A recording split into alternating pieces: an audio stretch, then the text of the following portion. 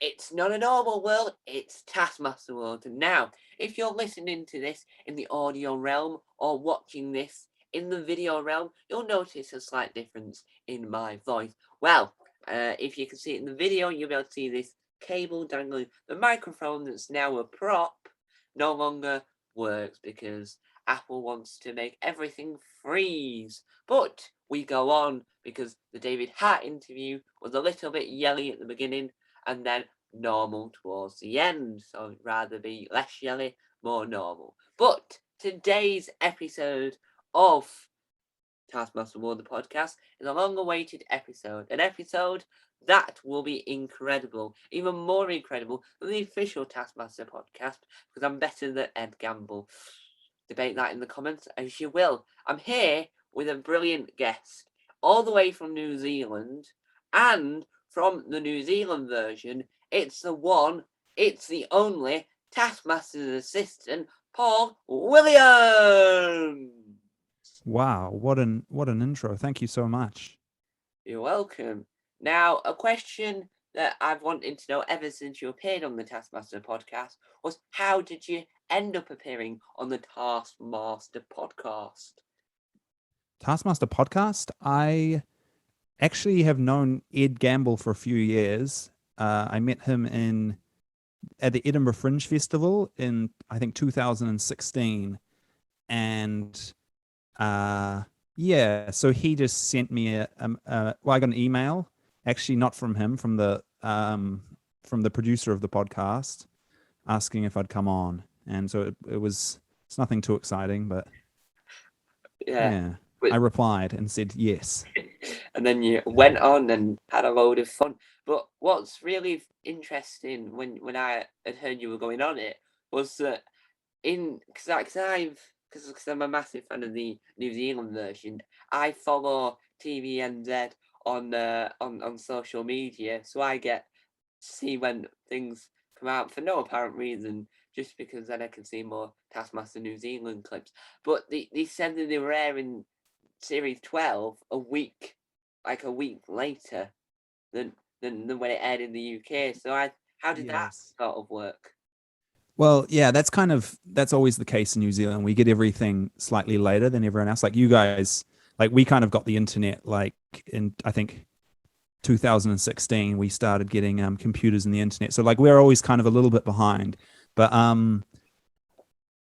they sent me a secret link actually to watch the episode in advance. So it was all legal, it was all above ground. But they actually sent me a link, and it actually had unaired episodes as well. So I didn't watch any because I didn't want, you know, Oh, I didn't, but I did get to watch episode 2 before the rest of my country people. wow. Wow, but I mean, with New Zealand watching them and the way it's all in, you've had it different to the UK. We've had a slightly bumpier road with series. Well, we've had episode 1 being bleeped because they'd actually had the bleeped version. We had all the others greyish, like cloudy, because at Channel 4 they had a fire alarm went off in the sprinklers. So they destroyed the little machine. So it's some chap in his bedroom. Oh, Yeah. wow. I didn't realize that was why. I saw on Twitter, I saw Alex keeps tweeting about the bleeped version in New Zealand. For New Zealand Taskmaster, we only have one version. But maybe we should change. We should get a clean version and a non-clean version. It makes a lot of sense, I think. Yeah, because it's so that kids can watch it. And what they do is with Dave, which is where it first started, they had the unaired, like the PG version, so that they always had Taskmaster running and they could play it in the middle of the day, like 7 or like before the watershed, they could always play it. And all they do is they bleep it out or cut out bits that are too inappropriate for a Right. child. So Lee Mack's children would be watching the PG version rather than the official non. Right. Yes. I think yeah, we should get that because I think in New Zealand we have a strong swearing culture where I think people just haven't even thought of that. Because a lot of kids have, not a lot, but the odd kid will tell me when they see me that they like Taskmaster, and I'm like, wow. what are you even doing awake at? I mean, I guess it's 8:30. That's kids are awake at Yeah. 8:30, but So, yeah. so when is the New Zealand watershed then for TVs? Like when you can start effing and jeffing? I have no idea when the actual time is. Yeah, I mean, it must be. You'd assume 8:30 is probably the earliest. I can't imagine 7. 7 seems too early for that, surely. Yeah, because I think in the UK, but I might be wrong. I think it's 9 when you can start effing and jeffing on telly in the UK. Right. That's why Okay. Taskmaster's on at 9, and then you have other programs at like 11 or 10 p.m. because then they can F and I'll jeff to their heart's content. I'll never forget the first time I was in the UK, which was 2016, and I turned on the TV one night and the show that was on, I think it's called Naked Attraction. Oh, that's awful. Unbelievable. Yeah, I'm sure it was like 9 o'clock as well. Like it. When does that show air? Because like I think if we had that, we like that would have to play at like 1 a.m. I think in New Zealand. I think it's 10 p.m. it airs. I've never Okay, actually watched. maybe. I've never actually watched the program itself. I've only ever seen clips on Gogglebox, Right. which horrify me. I don't know why we do. This is why Taskmaster's better than it, Yeah. because Taskmaster's less. Definitely less nudity. Yeah, Definitely less. yeah, Yeah. less. But with New Zealand having its a wide range of amazing programs and having its own versions of some British program like Gogglebox New Zealand and that. But how did Taskmaster New Zealand get off the ground? Who said we should have our own New Zealand version? We'll get these people on board and we'll get it off the ground. Who greenlit it? Yeah. I'm not certain of how it happened. I was actually overseas at the time.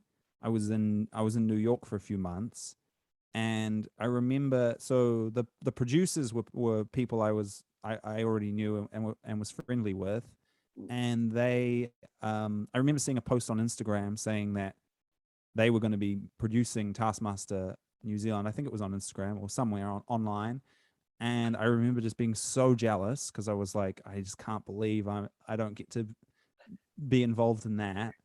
And that was my first thought. But I'm not sure if they reached out to Avalon in the UK and went to them, or if Avalon were like reached out to them. I'm not sure which order it went. I should ask because that's kind of interesting. Because yeah, I'm not fully sure. Well, Avalon not only make programs, also distribute a lot of programs. So a lot of like Spitting Image German, every other version of Taskmaster is all distributed by him. And I think it might have been because of the popularity of Taskmaster in the UK, Norway, Denmark, Sweden, Finland, and wherever else, apart from America, because that failed. And I think it was the success because it's a program that works well because all you need is the format and you just need good people on it because Jeremy Wells is a fantastic taskmaster and you're the one of the best assistants after Alex because Alex obviously created the whole program. You have to give him the credit I have first. to respect that, of But course. how long are the filming days? So this is like so you can say that that's for on shoot at the ranch or at the studio, either or really.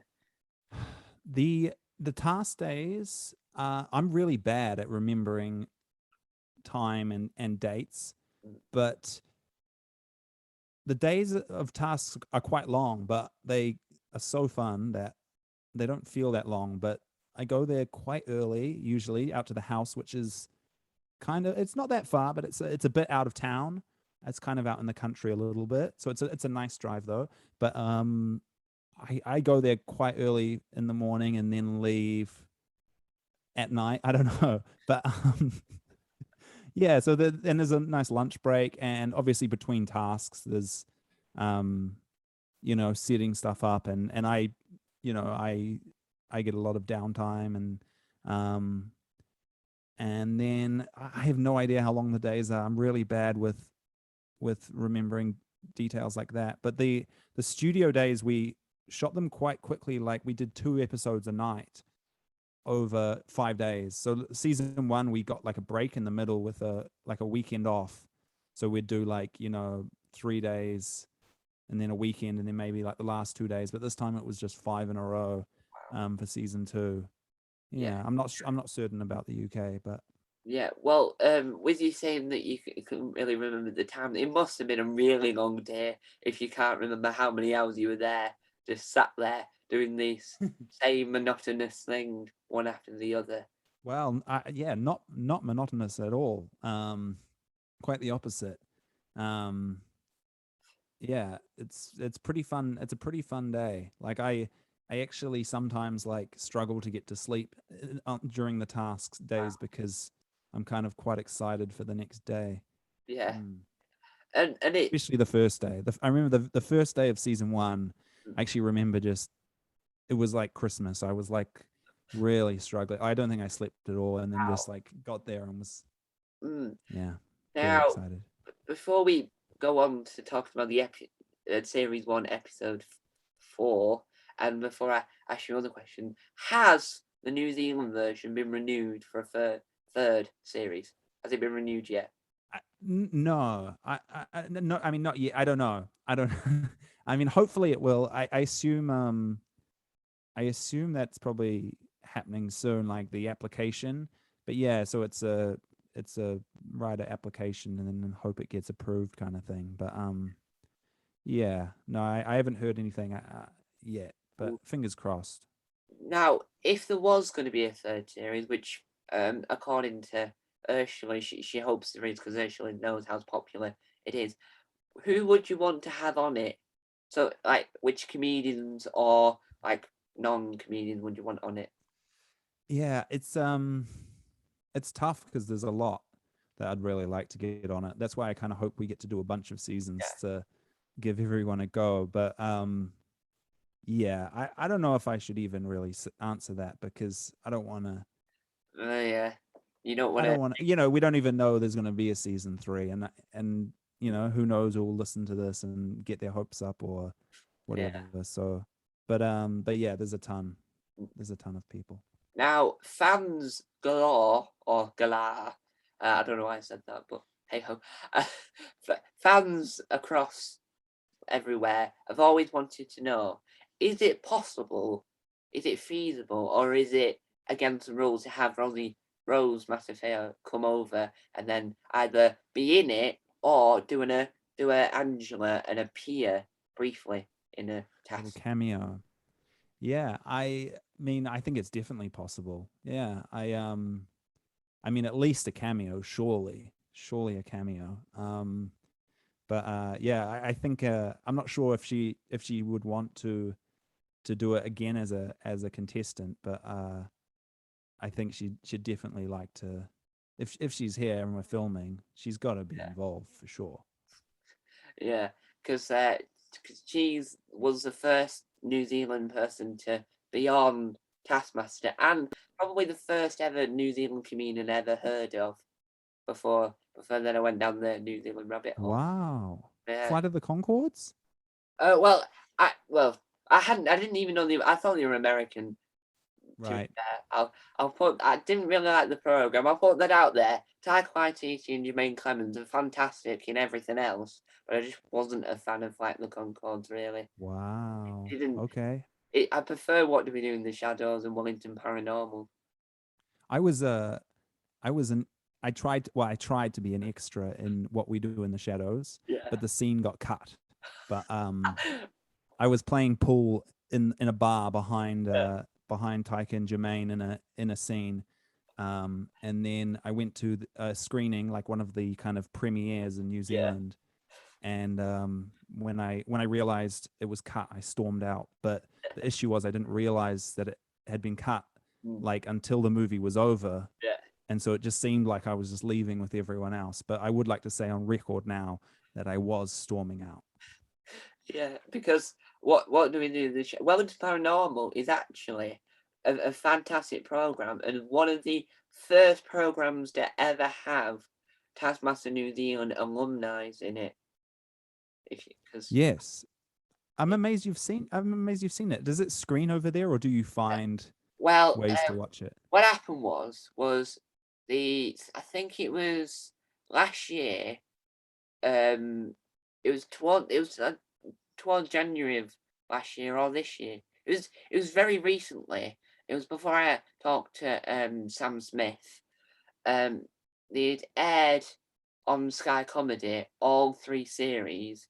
The day it came out, I watched it and I finished it before 3 o'clock. Wow. You loved it. Yeah, and then I got it on DVD because there's a global release, like a PAL, PAL, which means that it can play in any DVD player, no matter what region. Yes. Yeah, Well, yeah, it's a great show. And Jermaine Clement is an example of someone who would be great on New Zealand Taskmaster. yeah. But he's a bit. I was thinking, would Taika Waititi want to do Taskmaster in New Zealand? But he's a busy guy. Yes, he's. I feel like he might be too busy. He's, Yeah. between directing Star Wars and, he does Marvel. You can't. Yeah, he could. He'd probably be keen, but I think he's definitely busy. He's too busy appearing in films, making films. So he's like, I think it was like Nash Hughes juggling Thor and What Do We Do in the Shadows. He was in Mm. Australia doing Thor and then in Canada doing What Do We Do in the Shadows. Yeah. When they shot What We Do in the Shadows in Wellington, I actually lived in Wellington at the time, Yeah. and it was really weird because because I was a huge Taika fan, and everywhere I walked, I just kept running into them filming it in random places around the city, and it would always be like really late at night and like just on a really strange street. I'm just walking home and I happened to run into them. And then there was one time I was like walking along the waterfront and I saw this new light was set up. And I was like, oh, they usually don't light that up. And I went over and looked over and they were down there like in little pedal boats, like filming some scene, which I think got cut of pedaling boats. And eventually I tweeted at Taika being like, just so you know, I'm not stalking you. It's a coincidence that I keep running into you making this movie. That's just brilliant. But going off Taskmaster for a brief second, but a fun fact: last year when I was doing something for college because I was too far ahead in all my work, I was doing. I got tasked to make a short film, and I could do it whenever I wanted because I had free time, and I decided to make a mockumentary. Now it's not the best mockumentary, but the way I learned how to write a script for mockumentary was look to the original script from the film because someone on Reddit had got the Kickstarter and then got the script and then shared the script. Just Oh, wow. fun fact out Okay. there. My short film, which was a mockumentary, was possibly the worst thing ever because it's about this bloke that couldn't spell and he worked at a subtitles place and he couldn't spell, so he got the subtitles wrong. Right. Wow. Yeah. I love I remember once my brother came back from I think Vietnam, Mm. and he'd brought me like a box set of, I was really young, but he bought me like a box DVD set of the James Bond movies that he bought at like a market, like it wasn't legit. And you couldn't turn the subtitles off, and the subtitles were very funny, like really like he would say like Yeah. get ready to die, and it would be like get ready for fishing.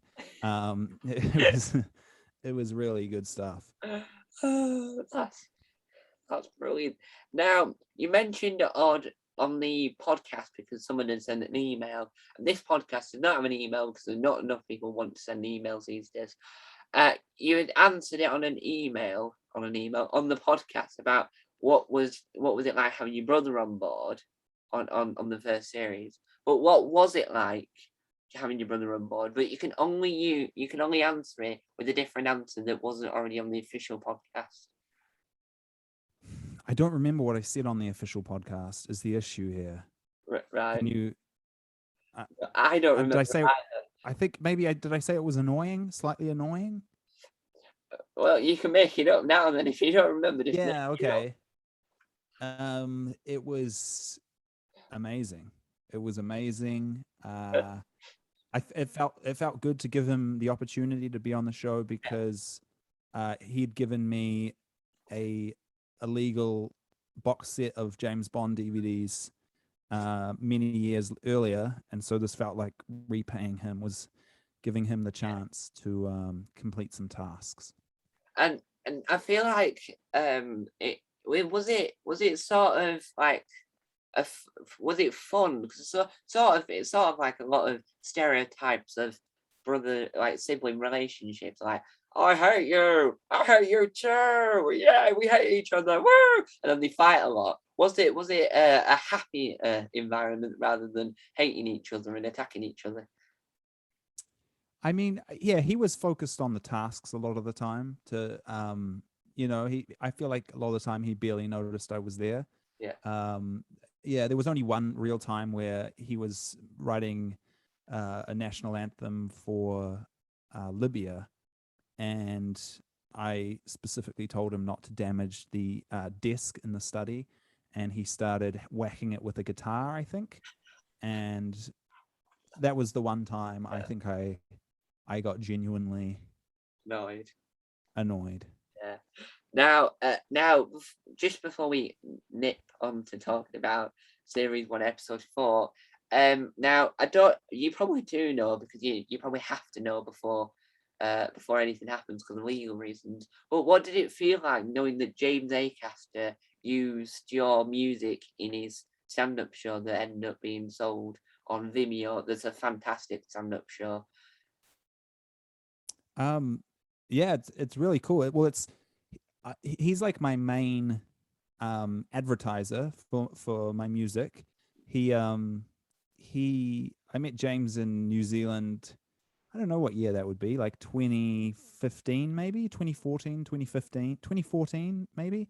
Um but he even then, before that song came out, he really liked one of my earlier songs, and I remember him really telling me how much he liked that at the time.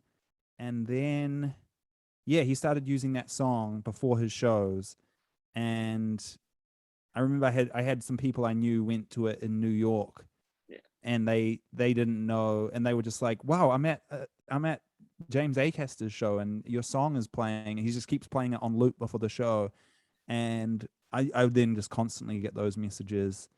And basically, I think the only way anyone's ever found my music is through James's show. So it's it's really helpful Yeah. actually. Yeah, I gotta write a new one so he can Use that. use that for the next one. Because I think when I had first seen the New Zealand version, I was going in with a mind of not knowing at all who anyone was, and then coming out with knowing every single detail known to man. I for when it came out, I spent that whole time because Taskmaster Series 10 was on the very next day. So New Zealand version would air, and then the UK version would air the very next day. So it's when I was out places talking to people, it sounded like I was obsessed with Taskmaster, but it was just a coincidence that the two versions were playing at the same time. It was only a coincidence that I sounded like I was obsessed. We were doing something. I wrote some story where some bloke had accidentally had an accident on Great British Bake Off, so had to hide in Taskmaster, and then had another accident then had to pretend he was a New Zealand and had to fake his way into Taskmaster New Zealand. That's how Wow. it was, like the weird brain of nonsense. A fan fiction. Yeah. Um, and so the final question before we move on to the episode was, when was the first time you ever met Mr. Ed Gambell? Mr. Ed Gambell. Uh I'm not I'm not certain I remember the very first meeting. I think it was possibly in my head, it was at the Edinburgh Fringe Festival in the Pleasance Dome. If anyone's been to Edinburgh, have you ever been to the Edinburgh Fringe Festival? Sadly not. I would love to Not go, yet. and I would love to perform there, but I've never actually been up there. I've been to Edinburgh when it wasn't a fringe, but I've been, well, people Wonderful have city. fringes, but Yes, a not lot of generally fringes there. fringe. Yes. I think it was at the Pleasance Dome in. I'm going to say that it was at the Pleasance Dome in Edinburgh, and yeah, that I don't remember that. I met. It's tough because I met a lot of people at that Edinburgh Fringe for the first time that it's hard to keep track of the very first encounter for everyone. Yeah, I I remember the first time I saw Taskmaster. I'm trying to think what year that would have been. Well, Taskmaster came out in 2015, so it could be Yes, a year. the first time, the first it was 2017. Yeah. So it was just the first time I saw it. It was 2017, and it was just after Edinburgh, and I was staying at Nish's flat, Nish Kumar's flat in London, and I remember coming home from like a day out, kind of exploring London, and Nish was out, and so I decided to see what was on the TV, and I turned it on, and Nish was just on TV on on Taskmaster. It was the episode where there was like a task for they went to like a beachy area, and it Oh was yeah, like a desert. yeah, and there was like the jelly on the Yeah, pole, or yeah. yeah, The the weed with it. twiglet. Yeah. Yeah, is it Yeah. a twiglet? Is that what Uh, it's called? I think it is. I've never actually had them, but I think it is. Yeah, okay. Anyway, it was that Yeah. episode, and I was like, firstly, I was just shocked that Nish was on TV, on his own TV, Yeah. and then uh, I loved the show so much. Yeah. I was instantly obsessed. I think Nish might have rigged that there. I've got a good feeling he might have rigged Yeah. it. Well, the thing was that the show either, I think the show right after Ed was on, and I don't know what that was. It was Ed and I can't remember who else, and they were just walking around a city. It was almost seemed like a travel show of some sort. I'm not sure what it would have been in 2017, but Ed did a and program where he pretended to be a royal. I no, it wasn't that. I have no idea what it was, but I should try and find out. But it was funny because I was like, is British TV just everyone I know from Edinburgh? And it pretty much is, to be honest. Yeah, and what's good about like Taskmaster is that it brings like fresh talent, like people that are well known in a very small sort of plate, and then makes them really big. So like Gus Khan was quite big with Man Like Being, but then he's on this, and he's a little bit bigger because a lot more people will see this. Definitely, yes. Yeah, and it's the same with I was saying this to David Krause. It's the same with Taskmaster New Zealand. A lot of people now is getting more international fans, and it means that more people will then get to know them. But one thing that I have noticed that needs to be resolved is you need to be on Have You Been Paying Attention? That's the only issue with that program. Oh, You're not on it.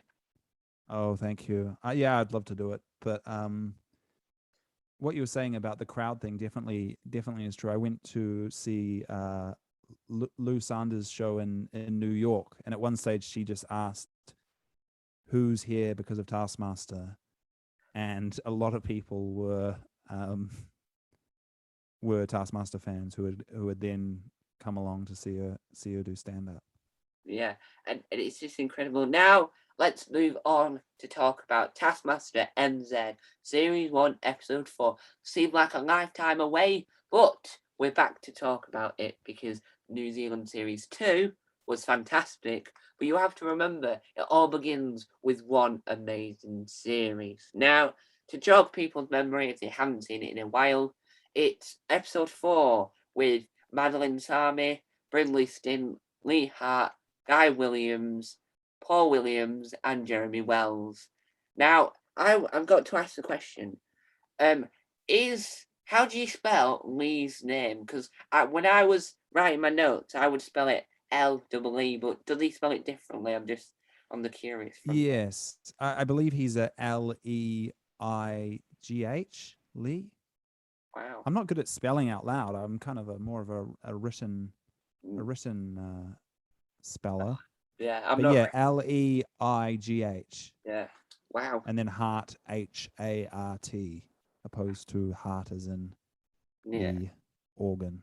Yeah. Now, on this series, now you don't have to answer this because you might not want to make anyone feel upset. But who's your favorite contestant from series one? It is hard. I think everyone kind of had their own strengths, and everyone's the thing with finding a Taskmaster cast is you want different vibes, Yeah.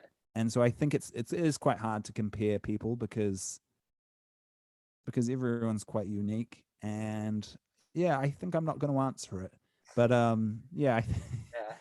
I could say something I liked about everyone, but that's kind of boring. But who was your favorite? Um.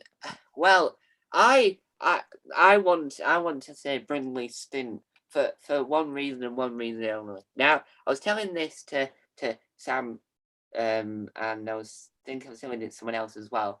But it's the fact that one, because I in the UK I do scouting and I understand the benefits of a necker, and now have seen it on Taskmaster. I was thinking, why has no one thought of that before? Because it's the most handiest thing ever. Because she's always prepared.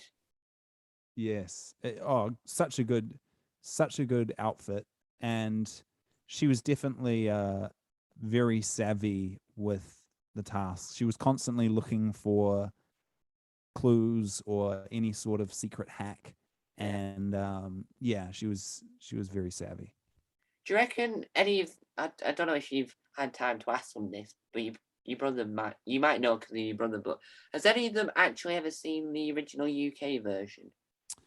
Definitely, yeah. I mean, there's mixed levels of how much they've seen. Like I would say Brinley would have seen a lot of it. Um, but my brother Guy, I don't think had seen that much of it. Lee Hart genuinely would say he still doesn't even know what show he was on. Um, Angela, I think, would have watched quite a bit. And in season two, I think all of them had actually seen quite a bit.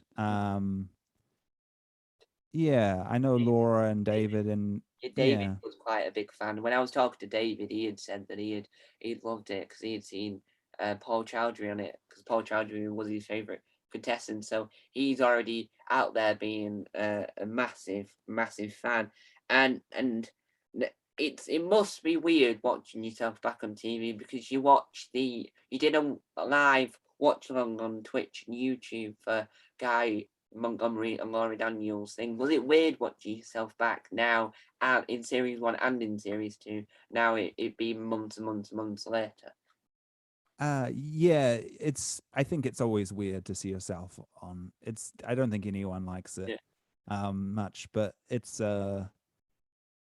I love watching people do tasks, but yeah, I wouldn't mind never seeing myself on a screen. Well, it must be exciting the first time you appear on TV to watch yourself back on TV because then you know you've made it onto TV. That you're on a box. I guess, yeah, I guess the dream is to be on a box. Um and I have achieved that dream. So it is, yeah, it's huge. Next, you'll find out that advertisers want you to be on cereal, the Paul Williams Cheerio cereal. That's the next box to Yeah, get on for sure. yeah, It's anyone who knows me will know that cereal is actually 95% of my diet. Huge cereal eater. yeah. So the dream is definitely to get on a cereals box, probably maybe Cocoa Yeah. Pops. Well, funnily enough, there was a UK program that aired not so long ago where they spent a whole hour ranking Britain's favourite cereals. Wow. Yeah, See, I'm keen for that.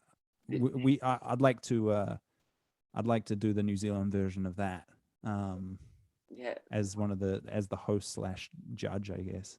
Well, what they did was they went out in the public and got a survey together, and then what they did, they got a lot of celebrities and puppets, because Battle Brush and Hackety Dog were on it, and they got them together and they said, "Here are the top 20," and all you did was you sat there and watched these celebrities say, "I love this. I remember the advert. Watch me eat the cereal." That's all. That's all it was. It sounds like the perfect show. Do you Yeah. have a favorite cereal?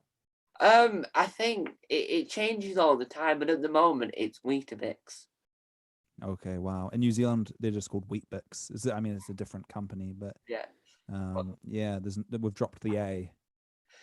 yeah, well, we have a Weetabix drink as well, which is the Weetabix itself, but in a drink form. Wow, Yeah, liquidized. yeah. And then you have Wow, the save on chewing, save yeah, time on chewing. and you have the Huge. breakfast bar as well, which is the Weetabix breakfast bar, a mini Weetabix, and then you have one with chocolate in it. Wow. It's Yeah, okay. not It's a lie. whole. As a kid, there was the big advertising campaign for Wheat Bix in New Zealand was how many can you do? And basically they would have like New Zealand rugby players, All Blacks on there, and they would be like, I can do 8, whatever. And it was such a genius advertising campaign because kids would just be like making themselves sick every morning by eating 15 Wheat Yeah. Bix, to try and outdo an All Black. Well, we had mini Weetabix men that would walk around being like, we're a gang, and they're on the streets of London wearing leather jackets. Just mini Weetabix people with eyes and legs and Oh, wow. being like, "Oh, Okay. I'm tough." Ugh. Yeah, wow. Really a tough, aggressive Weetabix. And Scary. the Weetabix family is what they were called. And they were a gang. Yeah, yeah, they were a gang and a family at the same time. Wow. Yeah, This sounds like it would give me nightmares. yeah. Well, going on now, going to the prize task before we get too distracted with cereals.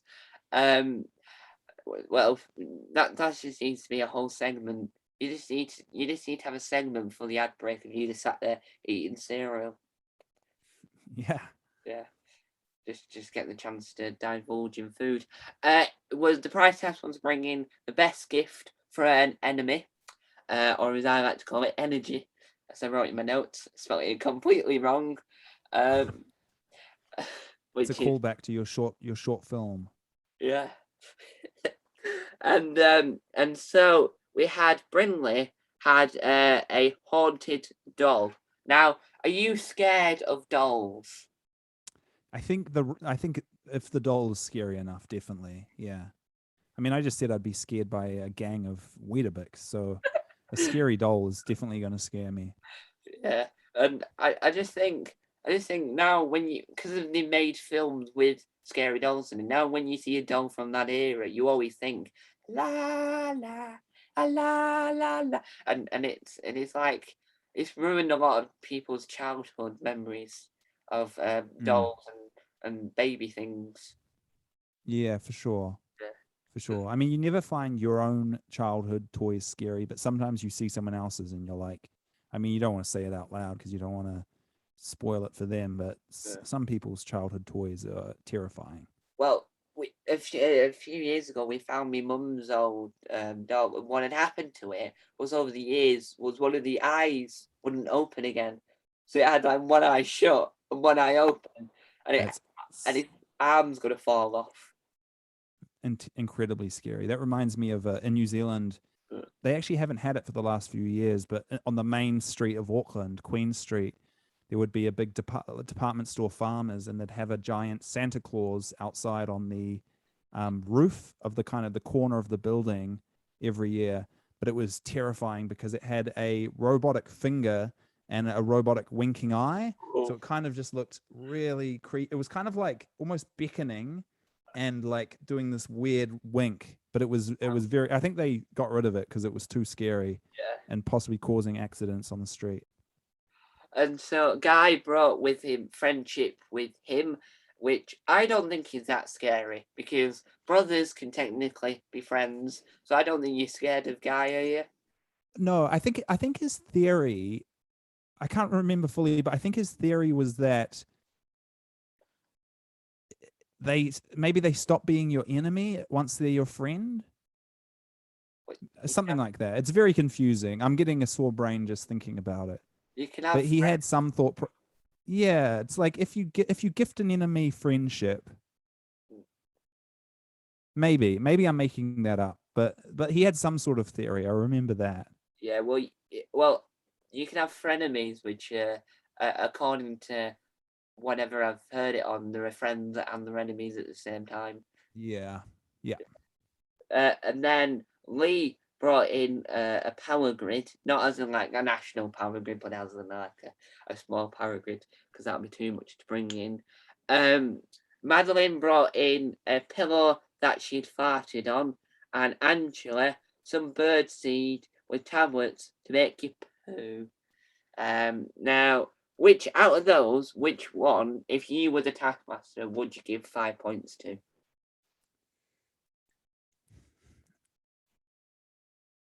I think I think I'd go Angela 5. Ooh, I, I, Yeah. I would agree there because I Mm. don't think because the score system for that was Brindley got 3, Guy got 5, Lee got 1, Madeline got 4, and Angela got 2. And I don't think Guy's was 5 point worthy. Would you agree? Agreed. Yeah, I think. I mean, I don't want to disrespect the Taskmaster by saying he got it wrong, but if it was up to me, I'd have gone 5 for Angela for sure. Well, I don't think Jeremy Wells would be listening to this podcast. You never know. He's always listening. He keeps his ear to the streets. Yeah, well, who knows? Because on Apple, we're second in the ranking when you search up Taskmaster. Uh, Wow. yeah, yeah, I must be that well liked. Um, it's Congrats. yeah, and so then we move on to task number 1, which is a task that's hard to write notes on, but a very interesting task nonetheless, which is put vegetables inside another vegetable, if I say that word correctly. Yes. Yeah. Now, I think it's a genius task because it's something that you never thought you would want to see be done, and now I just want to do it myself. Really, I just want to. I don't think I can eat any food without hiding it with that inside another food. Hiding food inside other food is always fun for sure. Mm, yeah, and then leave it in the fridge for a week and forget what you're eating with mixed Yes. food. Yeah. Yeah. Now Brinley used pumpkin and a lettuce, which is just genius. What was your thought when because you were there in the moment when you were watching her thought process? What's it like watching the comedians doing these tasks? It's super interesting. I always love as the week goes on, the puzzle pieces come together and you see the whole picture, and it's always super satisfying on the last day when you Yeah, finally got the last one and it all makes sense. But yeah, it's super interesting, these things, because you especially one like this where if there was uh two people did the same thing, they'd be disqualified. So it's always interesting as well, because you think you know how people will do things, yeah. and then they often don't do what you think they'll do. Mm. Like, I always kind of in my head have predictions of what I think people will do, and usually they're wrong. Yeah. Now, if you were a contestant in this task, how would you go about completing it? It's a great question.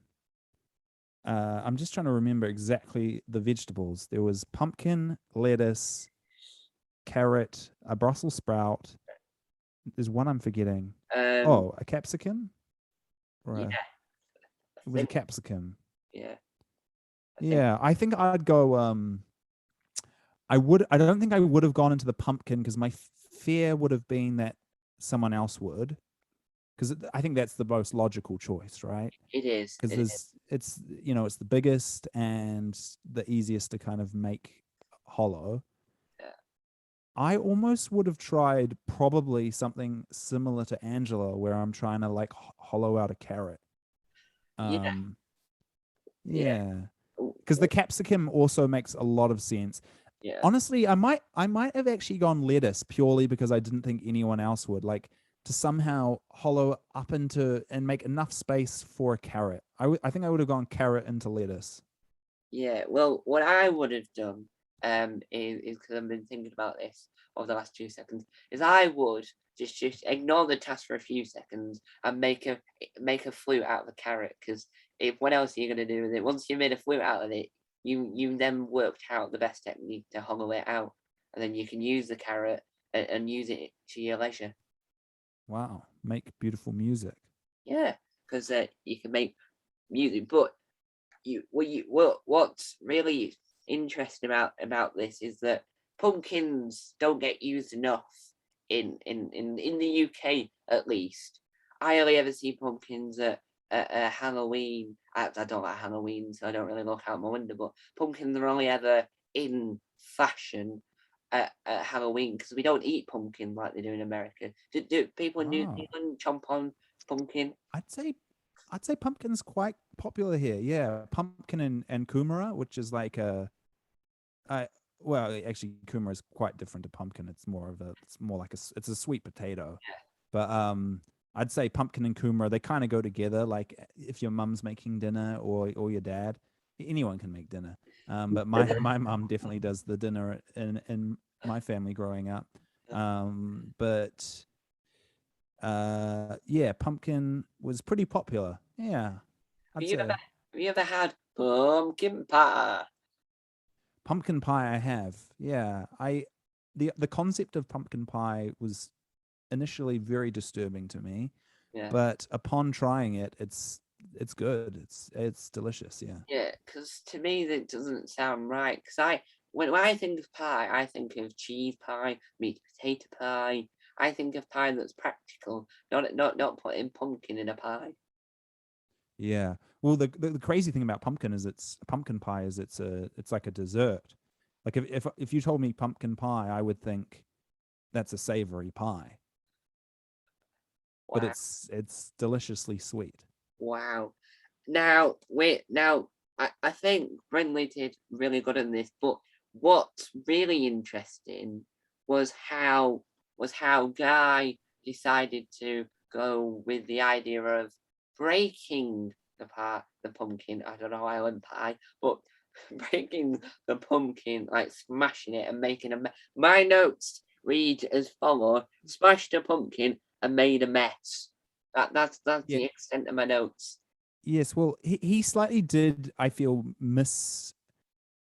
misinterpret the task slightly because I Yeah. mean the task was for to hide one in one other, and he ultimately did a Russian doll situation where he put them all inside the next one and enclosed and wrapped them in lettuce basically.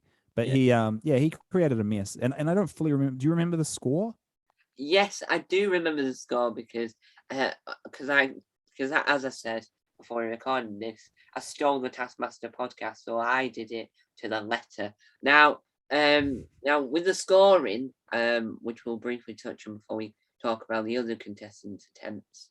The scoring was Brindley got 4, Guy got 5, Lee got 1, and Madeline got 3, and that meant that Angela could only get 2 points, and she got 2. But I don't 100% think that Guy should have got the No, five. I feel like guys paying Jeremy this episode to get 5 for his prize and then 5 for this. If it was up to me, he's getting 1, possibly 0 for his vegetables. Well, I think Jeremy might be a little bit like Jeremy might not want to mark him down because he doesn't want you to hit him because it's like you want to protect your brother. It's because it's like the protection side of things. I don't think he wants to harm his relationship with you or his I faith. mean, yeah, I don't think he's scared of me hitting him. I don't think that's ever going to happen. But I have my theory is that he's being paid by Guy so far. I mean, we'll see how the rest of the episode pans out. But Is Jeremy taller than you? It just seems he is taller than me. He's quite tall. I have no idea how tall. I'm 6'1", and so I reckon Jeremy's at least 2 inches taller, maybe. so. Yeah. Does that make you taller or smaller than Alex? Because Alex is quite tall. Yeah, I think Alex is definitely taller than me.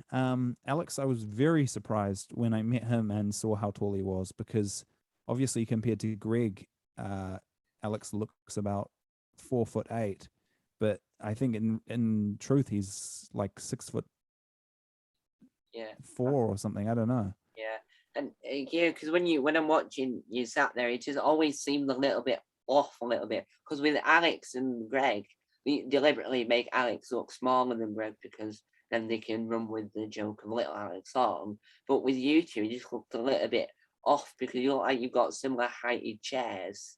And you just look like you had a longer neck, like a giraffe. I look like a giraffe. No, Jeremy. Oh, he looks like a Yeah, giraffe. yeah. Okay. You haven't got a long enough neck to be a giraffe. Oh, thank you. Yeah. Yeah, his chair is quite a bit more impressive than mine. Yeah. But that's fine. It's still got like some nice gold paint on it and some red velvet, which is, Do I you mean, do you have your chair what at I home? want. Like Alex. So Alex has got his chair at home. I do not have. I have a different. I have quite a cool chair, but it's not the. I mean, I can hold it up if you want to see it, but it's quite different to my Taskmaster chair. Yeah. And so we go on to Madeline. She put the carrot in the pumpkin.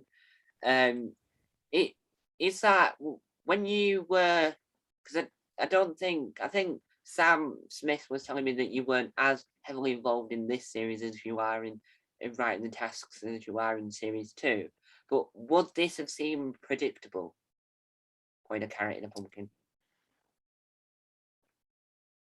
Yeah, I mean, I think anything into the pumpkin was the highest odds of happening. But I do think when she did the carrot into the pumpkin, it was satisfying to watch, and it was definitely seemed satisfying for her just to, drill a hole and slot it in. There was something very satisfying about that.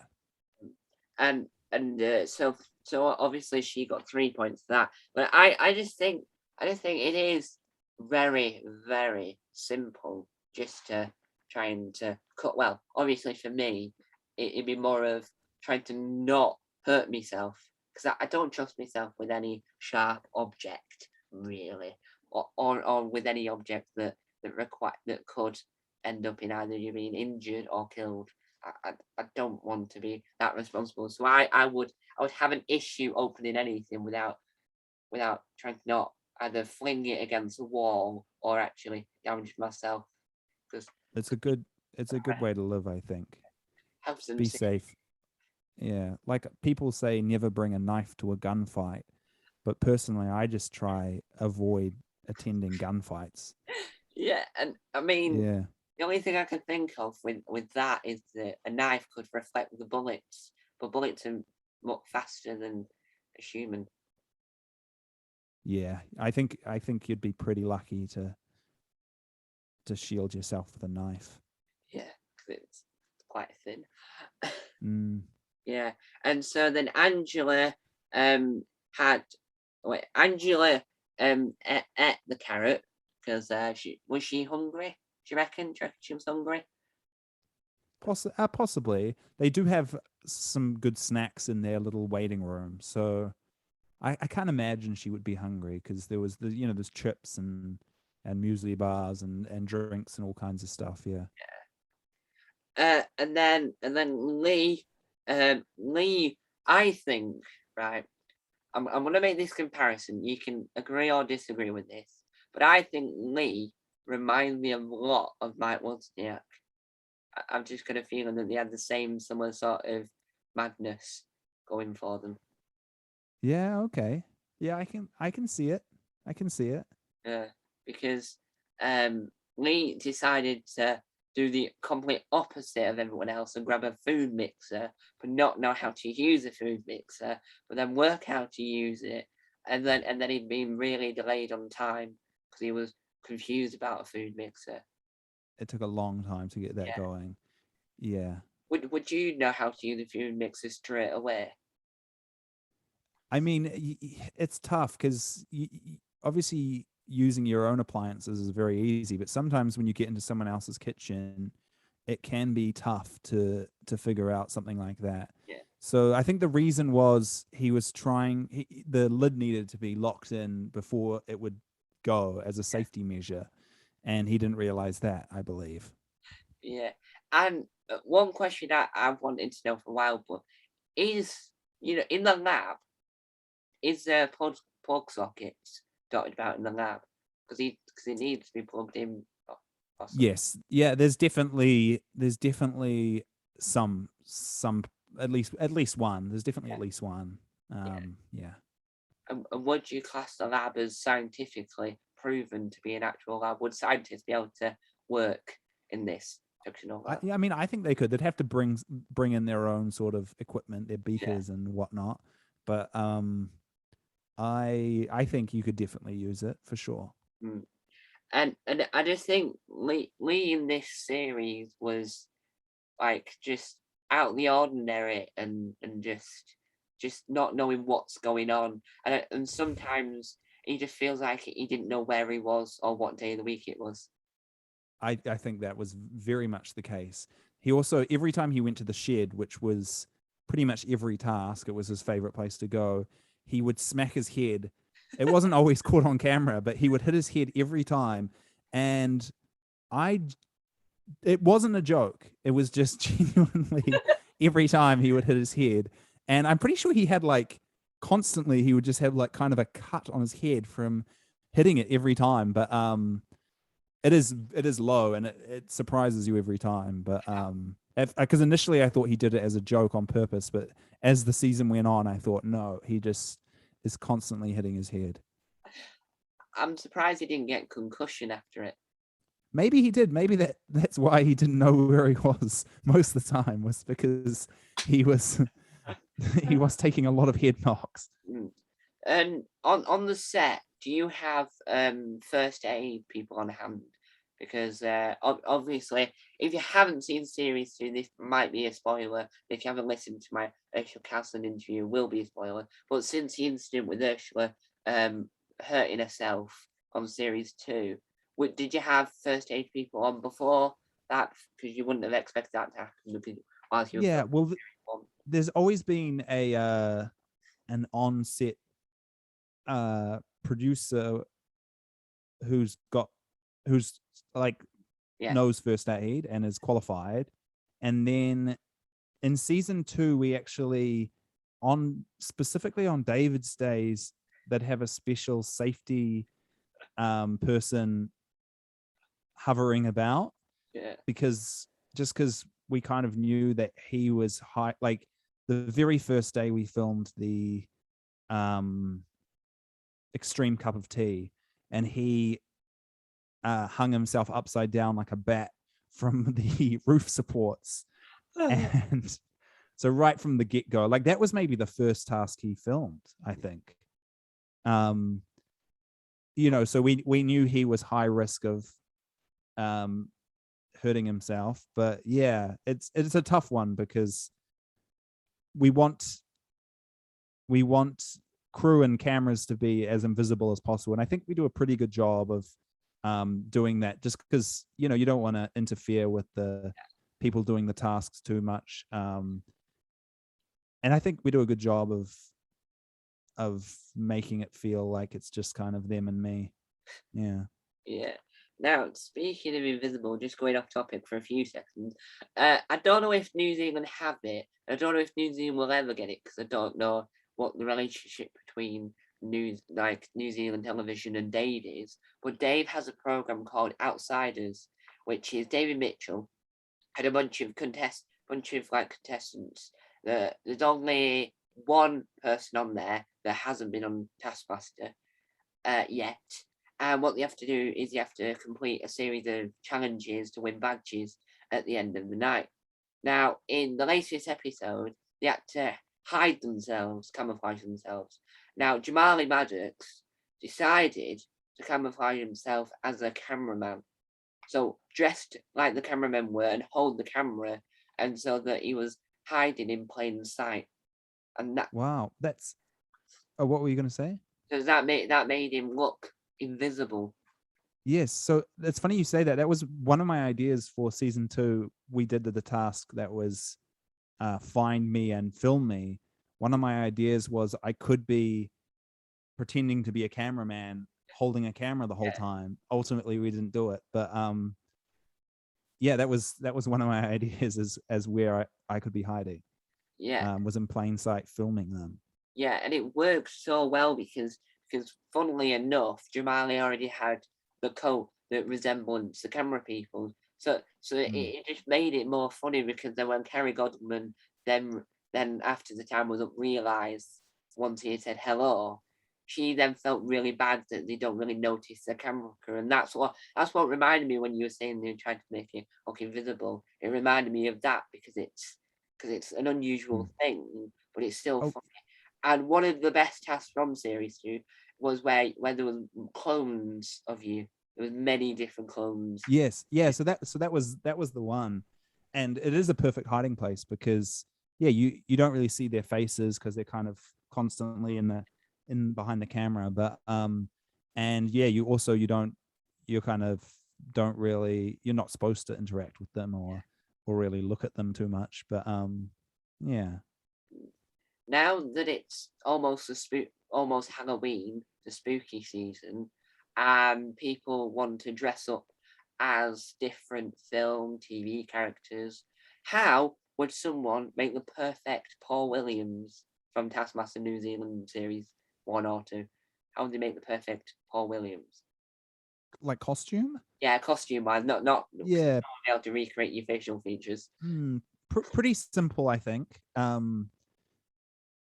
Just black pants, white button-up shirt, black bow tie, and then I mean the key I think is a kind of cream jacket, yeah, of some sort. Doesn't Yeah. matter what it's made from or whatever. It just has to be. Well, yeah, it's I'm not fully sure what material that is, but it's actually Matt Heath said he was surprised when he saw it up close that it wasn't what he thought it was. He thought it was more formal. It's actually, I think it seems formal because I wear it with a bow tie, but it's actually like it's maybe linen. Wow. I don't know. Wow. I'm no fabric expert. It wasn't an expensive jacket. Yeah. And I have 2 versions of it in case you get muddy. in case I get a cocktail blasted onto me via a leaf blower. Or you get chucked in the water by Ursula Carlson. Yes. Yeah. I mean, it's what makes this program work. Is how they do this awful things to you, but it's just your deadpan look on it. It's like, I don't care. I'm getting paid. They're getting paid. We're having fun. I'm having fun. They can chuck me in the water if they want. I'm your puppet. They're the puppet masters, and it just works so well. This is why you were perfect for the job. Oh, thank you. I'm just, it's just a little bit annoying that you're not more popular now and you're not on more panel shows and you're not had a phone call from Would I Lie to You or any of the UK panel shows to bring you over here, because we need you to lift up the. Oh, thank you. I'll come over sometime. Yeah. I'll come over sometime and send out my TV. my acting reel. Yeah, because I was saying this to Ursula, but you and Alex need to be in a room together or on a TV show together, just together. Just it could just be like the world's most boringest program, but with you two together in a room, you might be chatting or you might just be sat in silence. It'll just be brilliant to see you two in the room together. Yeah, okay. Eating cereal. We'll reboot the British cereal show and we'll host it. Yeah, but I did mention this to David, but now you're here, I would like to mention it. What was your did you have a comical mind when you found that you had a tweet from Alex saying how much he likes Paul? Did I wait? What did Did I you have have a a? comical mind to it? Was it a comical? Did you think, I need to write a funny answer to this? Yeah, I I can't remember what I said. I Well, said, you told him to watch the original on "Oh yes, on, yes." on TVNZ. Well, Um, yeah, I just think anytime someone says they like the New Zealand show, I always say you should also check out the UK one. So, you know, I think I think I'm not going to change that, depending on who it is. So, yeah, it just made me laugh out loud really, really much because it's fact that Alex had just quoted from what Rose had said. She put, "I like Paul," and then you had just decided to join on and blatantly just ignore the fact that it's Alex Horn from the original just to promote the original on NZ On mm. Demand. Yeah, that didn't really cross my mind that he has probably he's probably seen it all live and possibly um back on repeat. But I mean, you should still check it out. It's timeless. It's Yeah, well, timeless. he told me in our interview that he likes just sitting around and watching it on Dave when they do repeats. It's his favourite pastime. It's got very high rewatch value, I think. Yeah, yeah, Like, you could watch all the seasons and then just loop back and you kind of forget everything like pretty quickly. well, with I don't know how it's like internationally, but with the development of a Taskmaster app, they've got a Taskmaster app now. Uh, and one of the things you can do is score along with uh, with the show, or you can rewatch it and write on. And what it does is now it has like now what he does is he implants stuff within the episodes that will link to the app.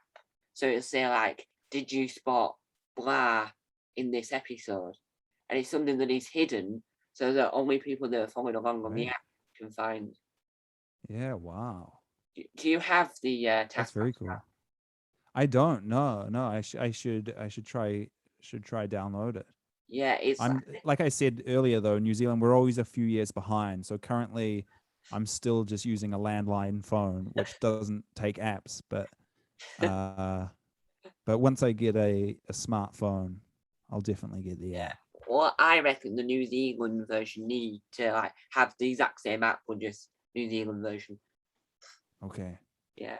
Yeah, once we get those phones, we'll definitely start making apps. And now moving on to task number 2.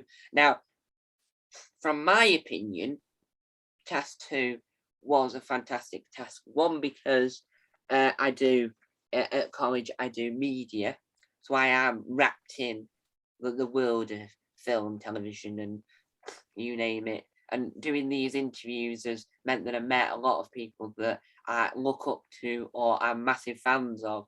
Now, a few people, so you might have never heard of them, but Zippy, George, Bungle, and Hacker, I know, and Ed Petrie are 4 people that were from my childhood that this year I managed to meet.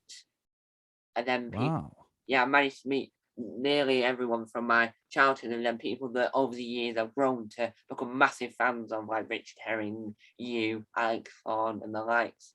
And it's just become really mad. So watching a task like this, which is to make a 90-second film, it's something that really is interesting because, from my point of view, on one of my other YouTube channels, Tom's Comedy Club, that's where I write stand-up material, film sitcoms, and do like short films and anything that's high quality comedy goes on there. So watching this task is funny because it's coming from a comic mind, and it learn how anyone can actually make a short film within 90 seconds, and it can be still funny.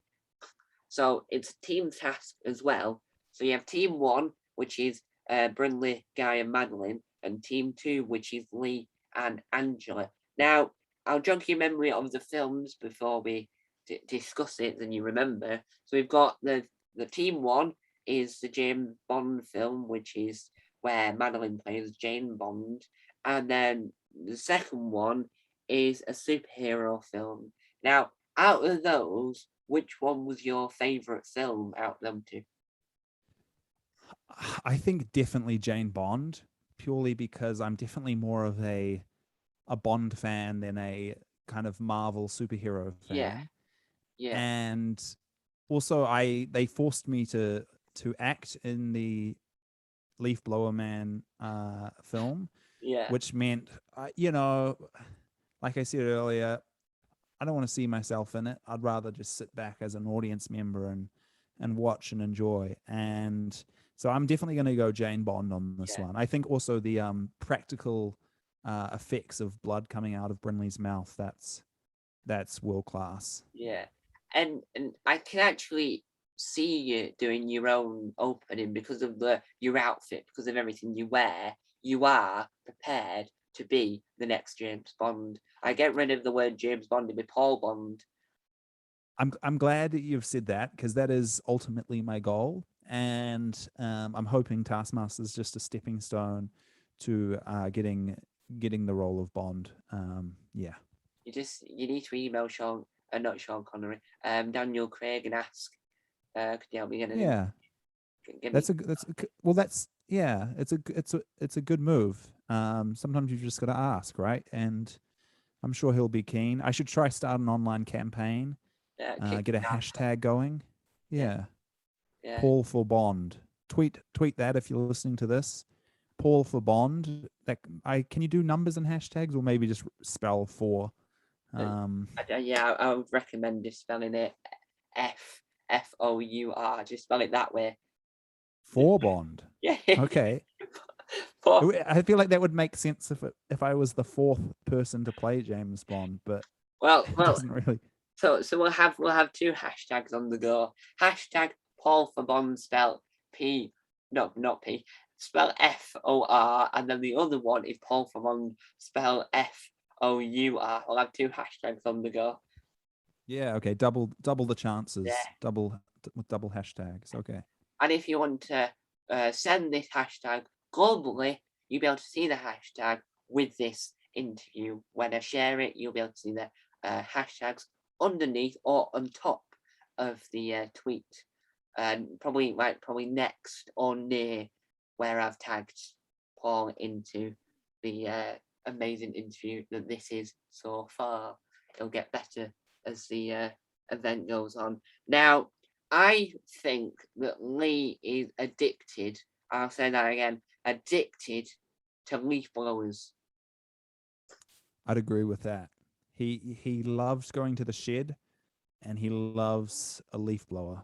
Um, I feel like in season 2, because the leaf blower is still in the shed, but we kind of referred to it as the Lee Hart leaf blower, or I think even just the Lee Hart shed, memorial shed, Get a plaque on the door. because yeah, that was definitely his where he felt most at home.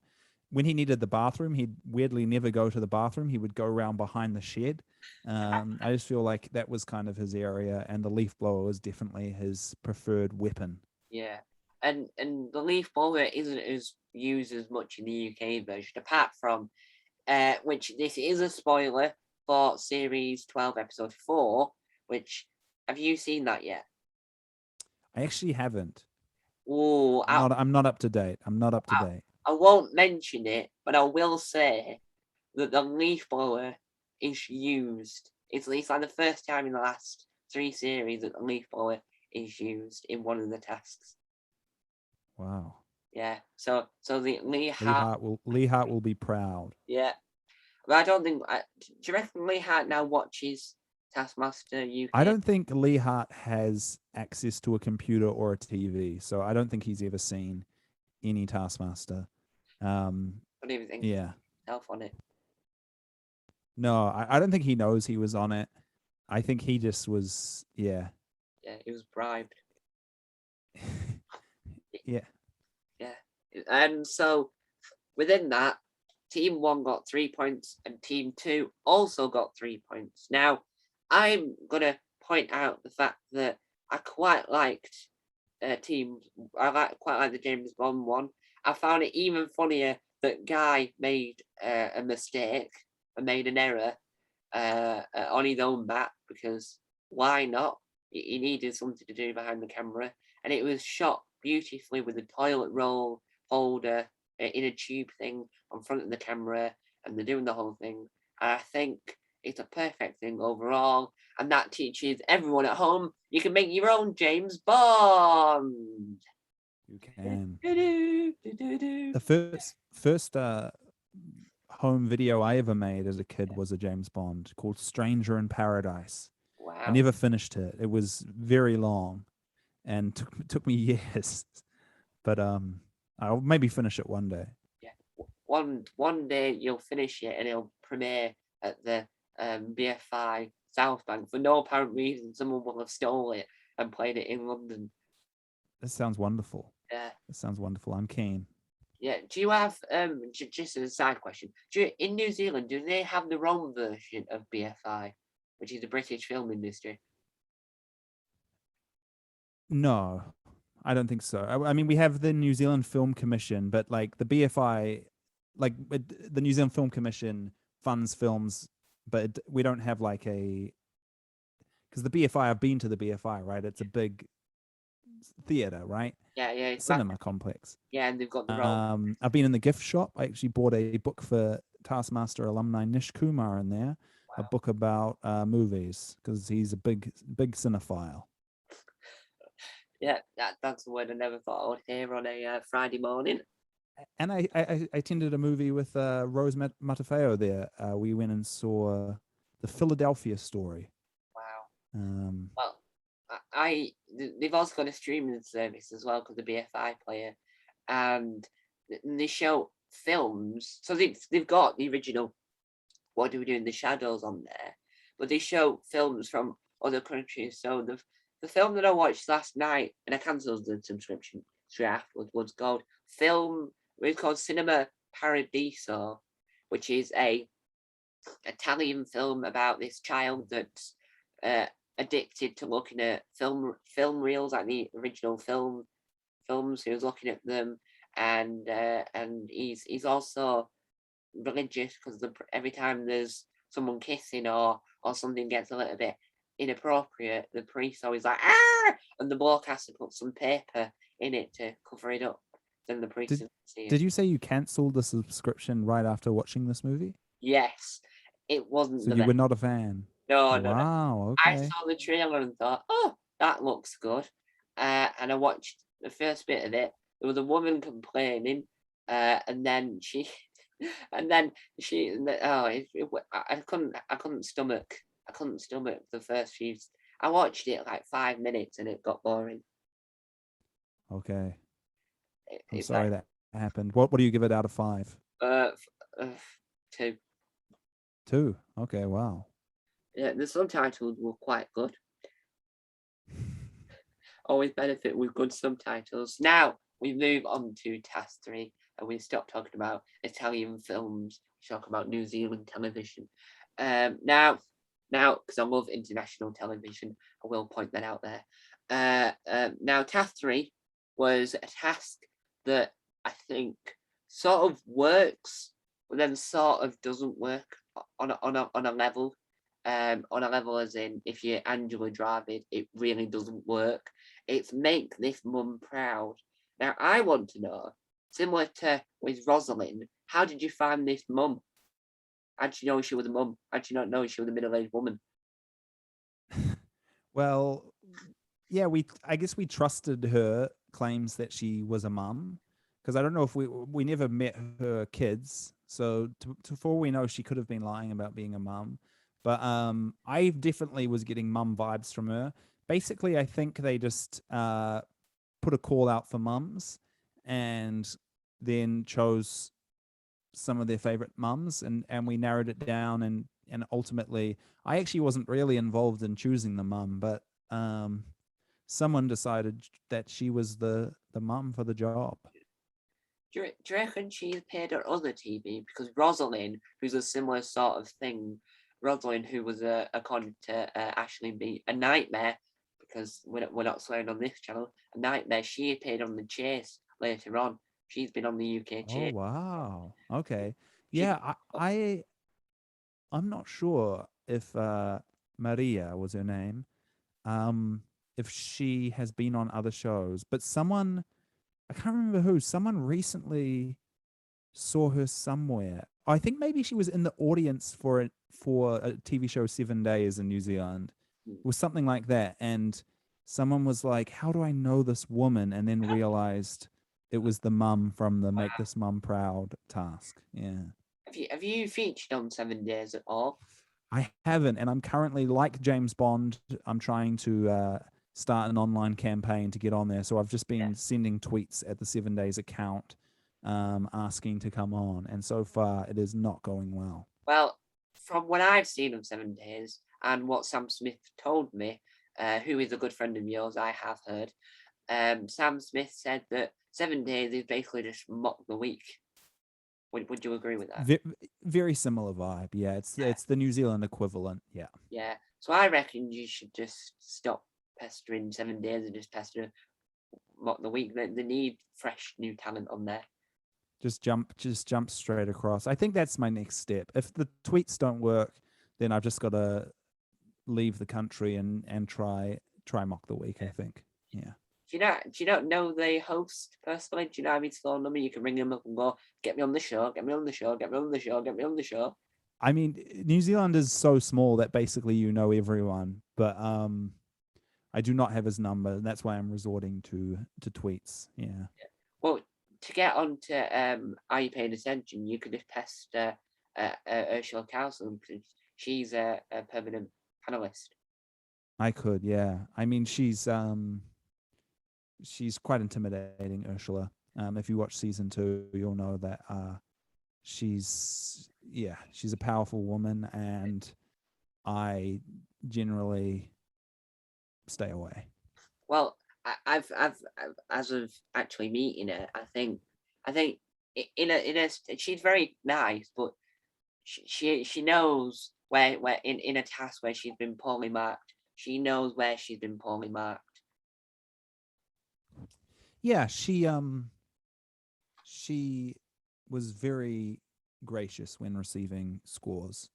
She if she didn't argue that much, and when she got a score and she knew she deserved it, she just accepted it. Yeah, for sure. Yeah. And so going on to the task making this mum proud now, because we're a family friendly channel, we're not obviously gonna go into too much detail about Angela's thing, but we can say that you pretending to be a mum isn't the most flattering thing I wanted to see. I mean, childbirth is not flattering. You know, it's pretty full on, and it's beautiful. It's a beautiful thing, but it's pretty full on. And I think we did a pretty accurate representation. I've never seen a childbirth live, but I've seen movies and some videos, and I think we got it pretty spot on.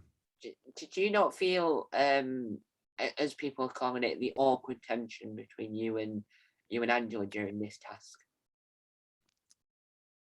I don't know. I don't know if I found it awkward, and I think Angela and I both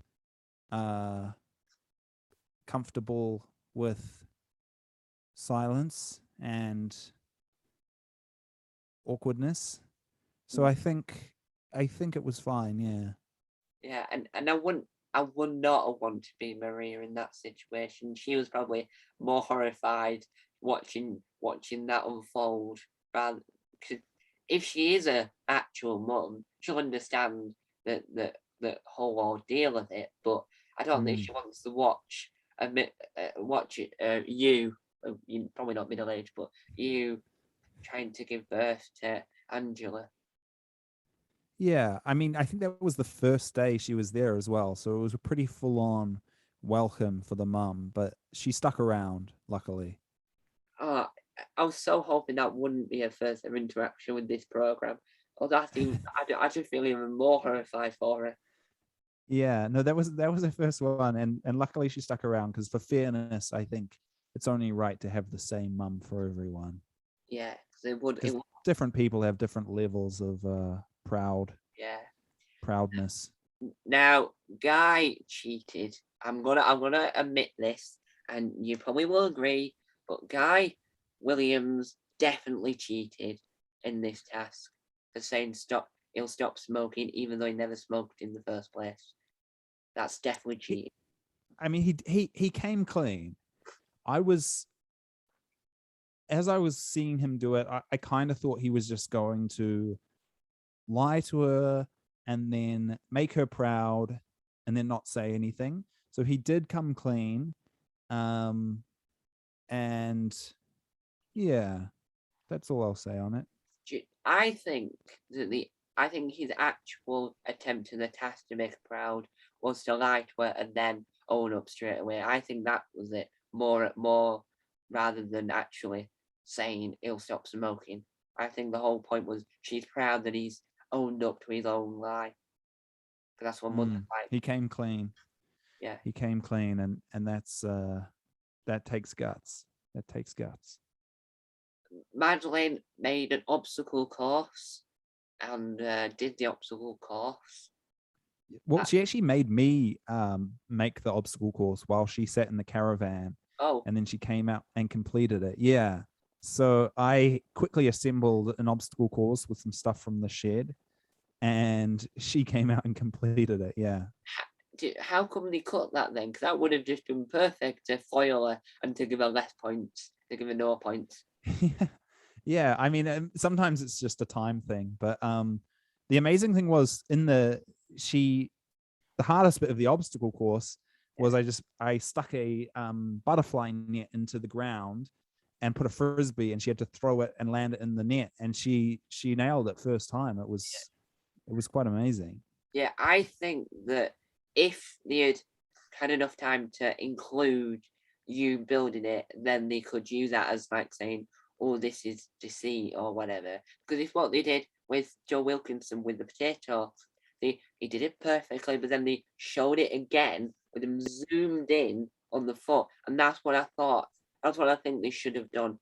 I think if you were ever going to do a special DVD release of it, and you're going to have like a special feature, I reckon you should just have Jeremy Wells watching that and saying, yeah, she's getting no points as a DVD extra if we were ever going to put Taskmaster on DVD, like any version of Taskmaster. I'll tell that to the producers. Yeah. Would you watch Taskmaster if it was on DVD? Definitely. Yeah.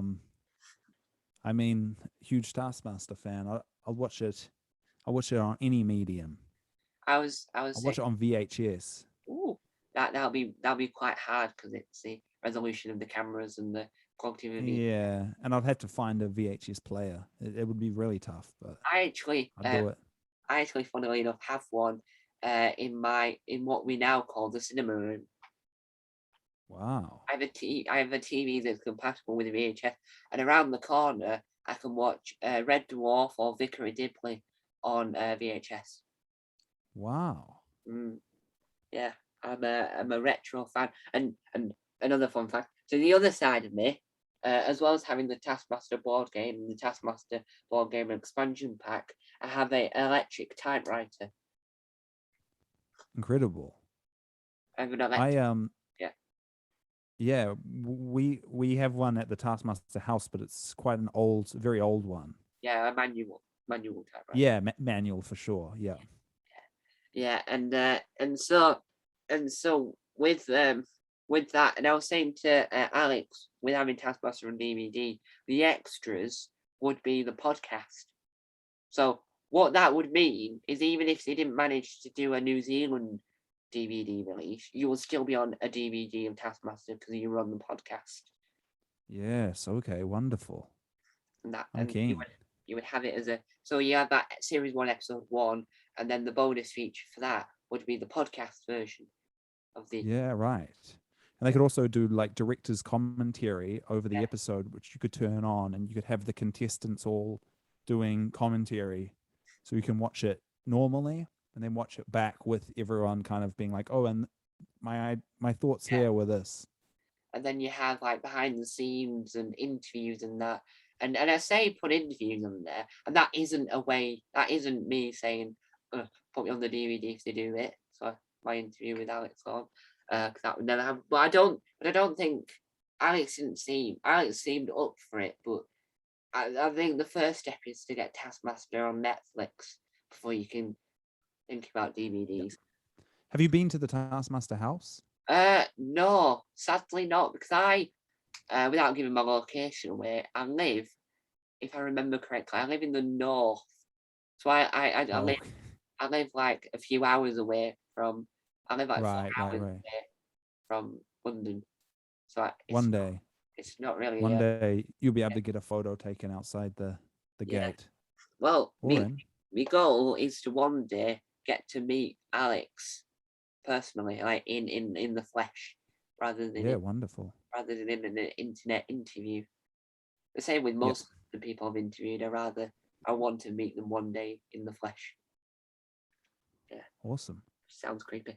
But going back to the task, Lee, right? I don't know whether Lee's done yoga before, but Lee did really bad yoga. Yeah, I don't think he'd done a lot of yoga. And when you haven't done a lot of yoga is very hard. Yeah. So he struggled, but You done he yoga? gave it his best, and Yeah. and she said that made him proud. Her proud, sorry. Have you done yoga before? I've never done yoga, but have you ever done yoga or yoga? Call it. Yeah, I think I've done a little bit of yoga, but years ago, like we're talking 8 years ago, probably. Yeah, because whenever I think of yoga, I get confused with yogurt. 'Cause you can say yoga. Right. Yeah. I get confused. Quite different. I prefer yogurt, but Yeah. but I mean, yeah, different things, different strokes for different folks. Yeah, Yokes. and I think that this task was sort of could only be done in New Zealand. I think because you just to make mum proud in the UK would just be very hard. You'd have to get knighted by the Queen, really. A mum can only be proud if you Wow. get knighted by the Queen.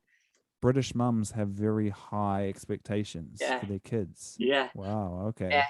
And one of my favourite things about New Zealand, other than the New Zealand national anthem, which we'll get Well, on, okay. which we'll get on to once we've talked about the episode, because I do want to mention something on that point, is that the fact that you call it a mum, not a mom, but the mom just doesn't sound right. It's a mum. I quite like how New Zealand still run with the train of mum.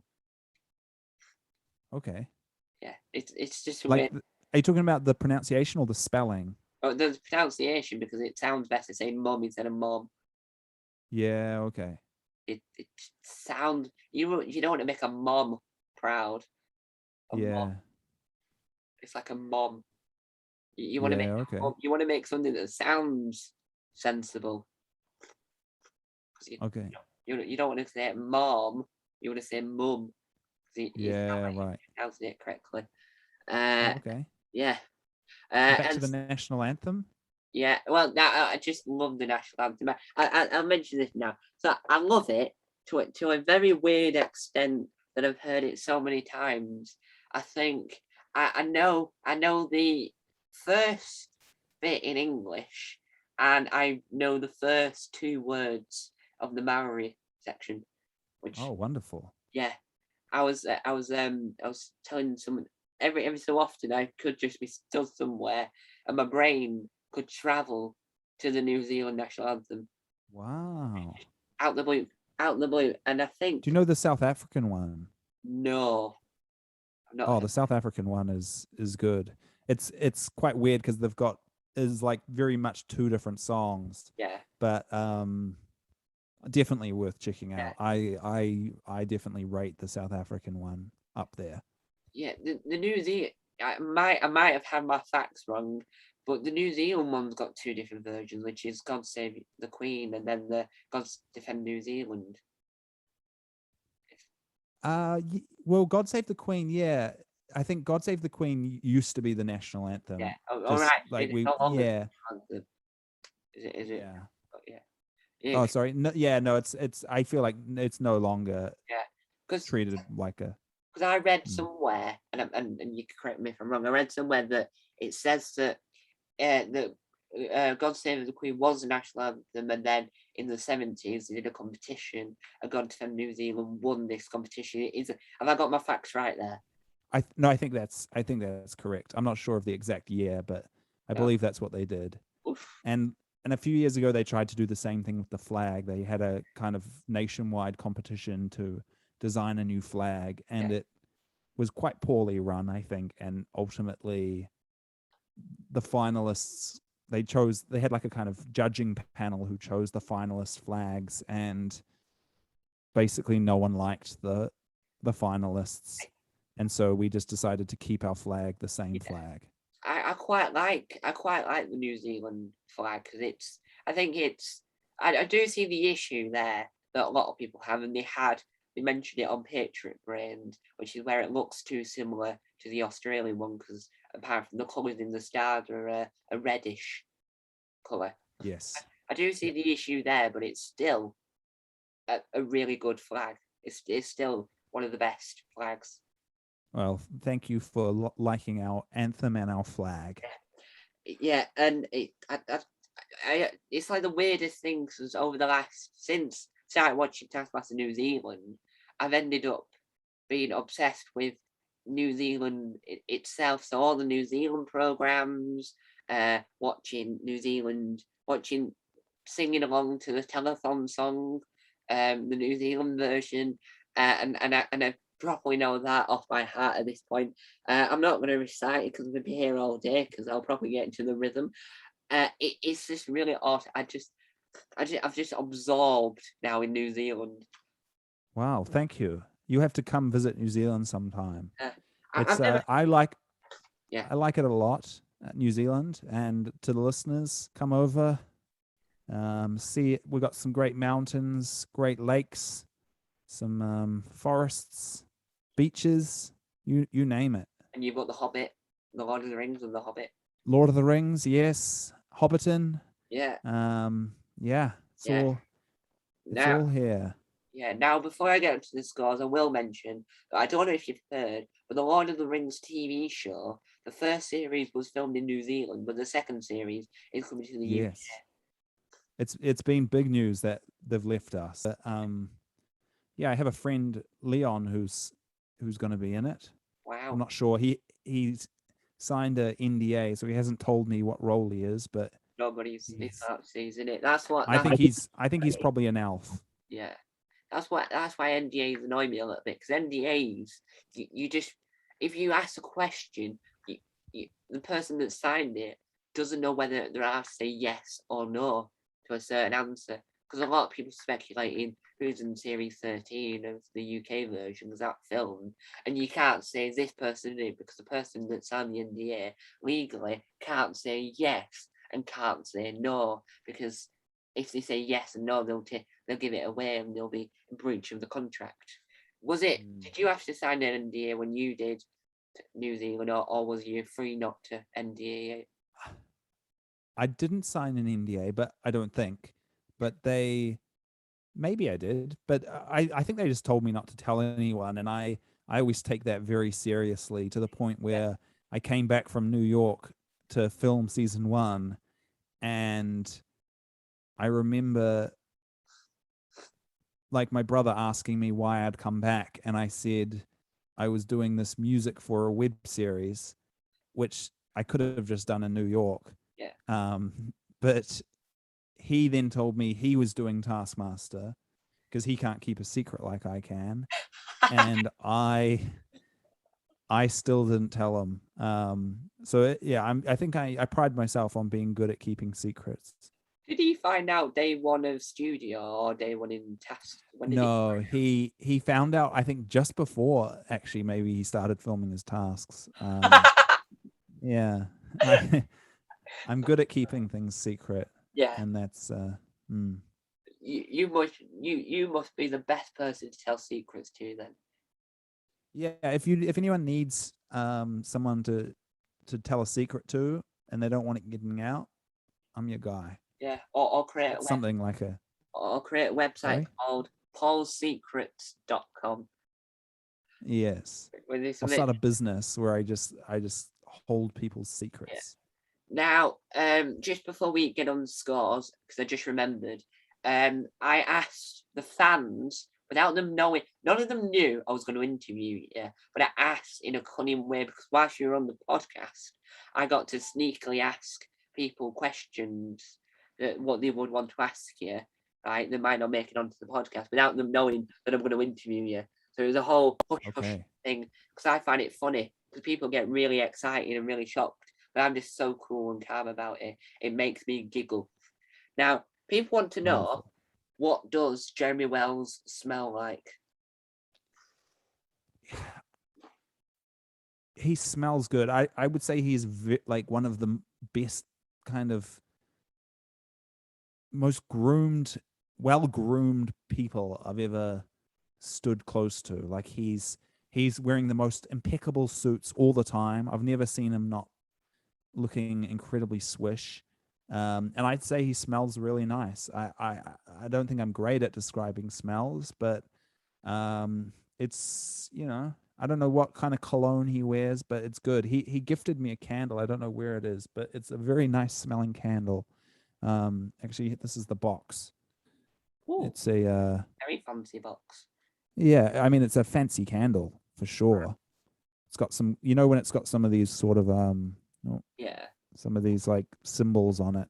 Mm. It's an expensive candle. Would you not be But worried it would cause a fire in your house? I do. I mean, if I'm gonna light it, I'm gonna light it where I can see it and it's close to me because Yeah. never leave. If you're listening to this, never leave a flame unattended. Now, I've because I have my main notes on my iPad. I brought out the phone to get these special questions. I say special because someone asked, um, if they want keys, what website should they visit? Paul's Key Emporium And .co.nz or .com. I can't remember which domain I bought, but I think it's .co.nz or maybe .com. Not sure.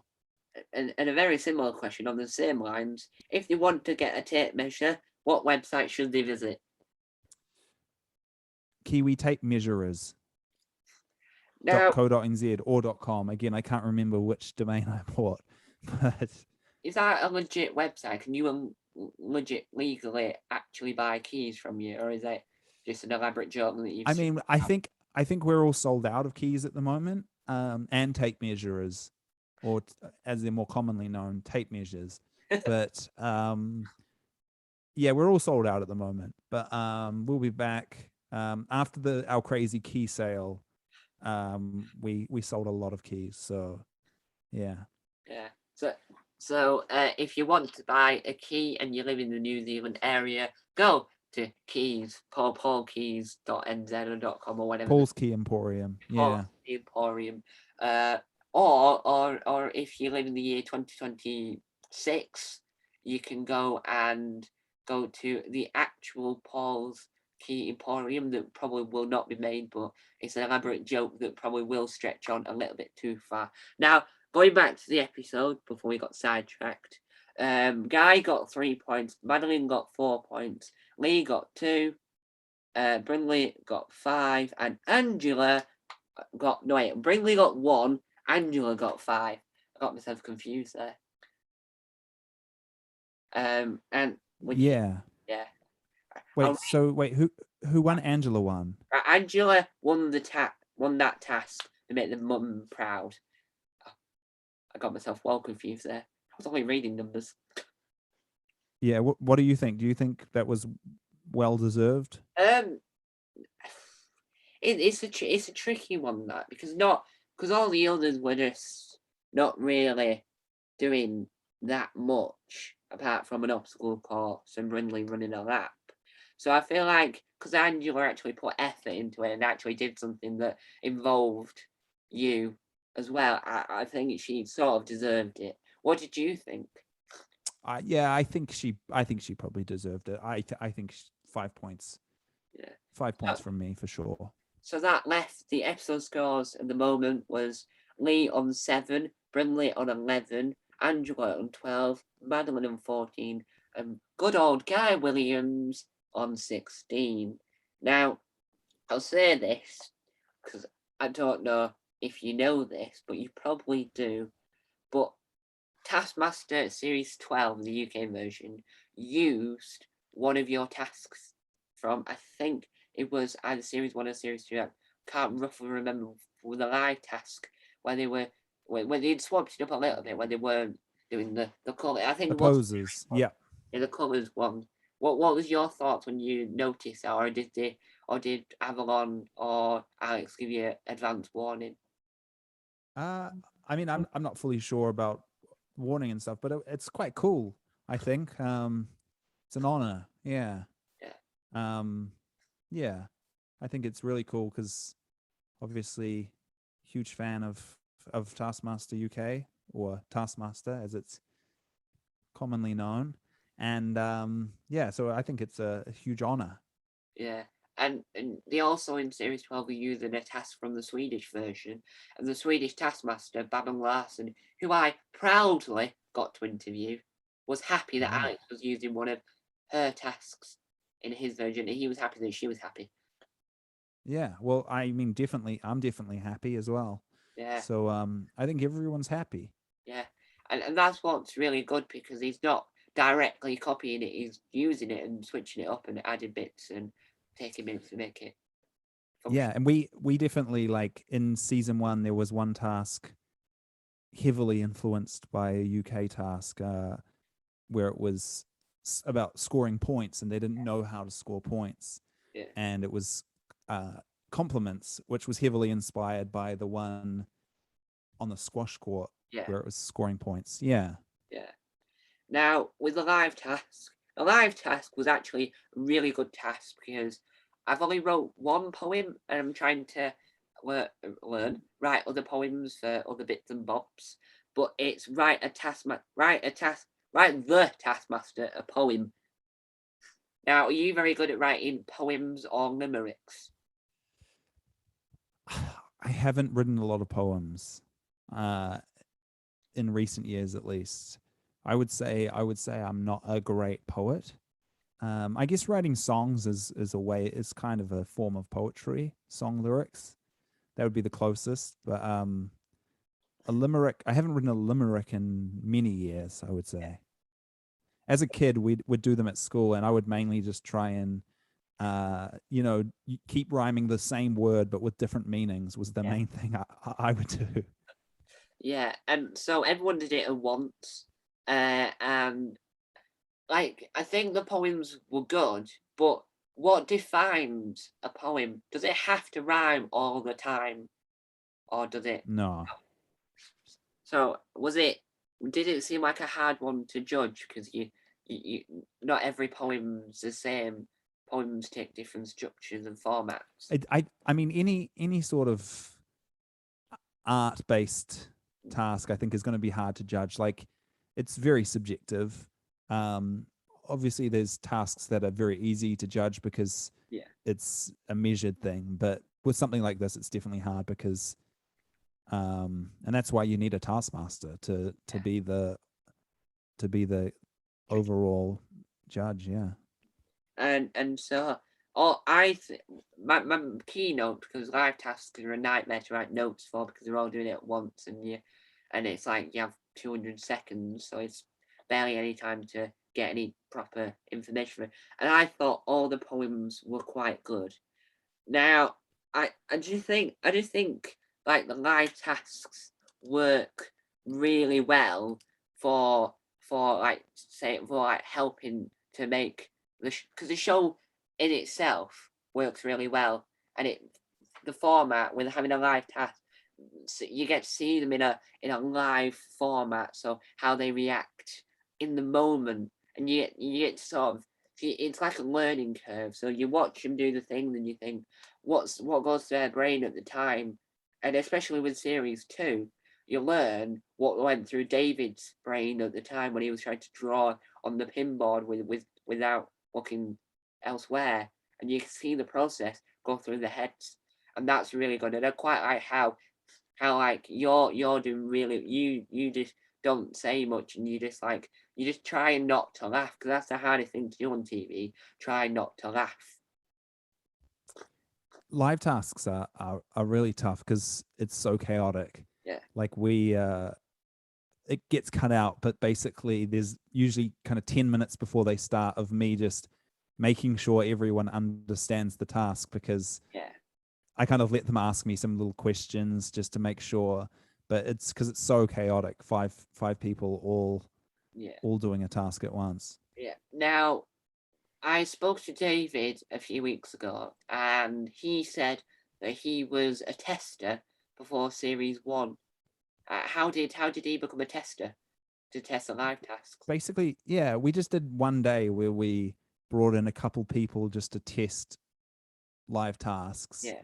And he was one of them, just because we knew David and knew his kind of vibe, and thought that would be, he would bring a different energy, and he was really good, and it kind of did serve, I think, as a little mini audition for season 2. Yeah. Are you? I don't know if there's any legal things around it, but are you allowed to name the other people that were chosen to test some of the live tasks? I mean, a lot of the people were actually production people who usually work in the office of Kevin and Co, the production company. Yeah. But then there was David. There was Liv Parker. That might have been it. We might have just brought those two in, and then the other people were office producers. That must have been that must have been so fun. It was such a fun day. Yeah, it's a very fun day. And coming up with the tasks, like live tasks and stuff, is always fun, because there'll be days like when we were testing in season 2 the task where they chuck chocolate fish into a bowl, and we were just trying to find out like the best thing for them to be chucking. And so there was one day where we were just constantly just trying to chuck stuff into a bowl, different types of food and stuff. It was really great. Yeah, and it would just be really, really fun. And so we go down to the final episode scores. The final episode scores were Guy Williams on 19, Angela Dravid on 17, Madeline Sami on 18, Brindley Stint on 11, and Lee on 7. So the episode winner was the one, the only, Paul's brother, Guy Williams. And now, even though the series is quite old at this point, I'm still going to do a round of applause.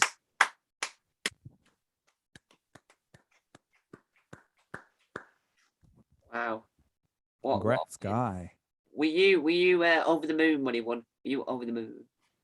I mean, I try and keep a level of professionalism, and I didn't show any bias to a family member.